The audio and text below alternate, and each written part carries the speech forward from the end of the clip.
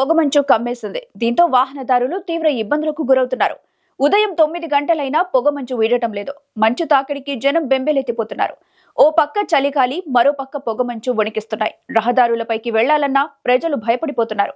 వాహనాలు సమీపానికి వస్తే గానీ గుర్తించే పరిస్థితి కనిపించడం లేదు. సూర్య భగవానుడు ఎప్పుడు బయటికి వస్తాడని జనం ఎదురు చూస్తున్నారు. ప్రకాశం జిల్లా ఒంగోలులో దట్టంగా మంచు కమ్మేసింది. ఇప్పుడు మనం ఒంగోలులోని హైవే మీద చూస్తుంటే వాహనాలు కూడా కనిపించని పరిస్థితి ఇక్కడైతే కనబడుతుంది.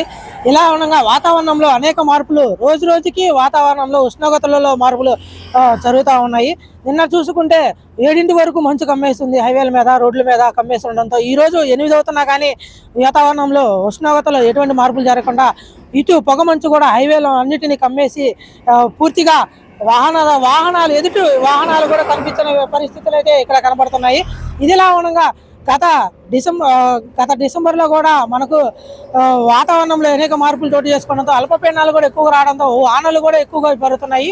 కానీ కొత్త సంవత్సరం మొదలైన మొదటి రోజే ఇంత 8 అవుతున్నా కానీ ఇలా పొగమంచు అనేది కమ్మేసి ఉండడంతో ఇటు ప్రకృతి ప్రియులు కూడా ఈ పొగమంచుని ఎంతో ఆనందంగా ఆహ్లాదిస్తున్నారు.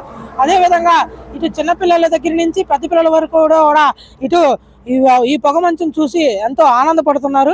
ఇలా ఉండగా వాహనదారులకు మాత్రం ఈ పొగమంచు అనేది చాలా ఇబ్బందులను చేకూరుస్తుంది.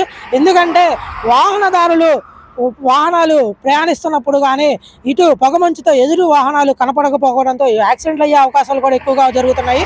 ఇటు పొగమంచు అనేది అసలు రోజుకి పెరిగే అవకాశాలు కూడా ఎక్కువగా ఉంటుంది. కావున ప్రజలందరూ కూడా తగు చర్యలు తీసుకోవాలని చెప్పి కూడా కోరుకుంటున్నారు. ఇదిలా ఉండగా ఉంటుంది. ప్రజలు తగు జాగ్రత్తలు తీసుకొని ఉష్ణోగ్రతలకు అనుకూలంగా, వాతావరణానికి అనుకూలంగా కూడా ఉండాలని కూడా అధికారులు సూచిస్తున్నారు. ఇప్పటికీ కూడా వాతావరణ మార్పులు కూడా ఎక్కువగా ఉండడంతో ఇటు ప్రకాశం జిల్లాలో విష జ్వరాలు కూడా ఎక్కువగా చోటు చేసుకున్నాయి.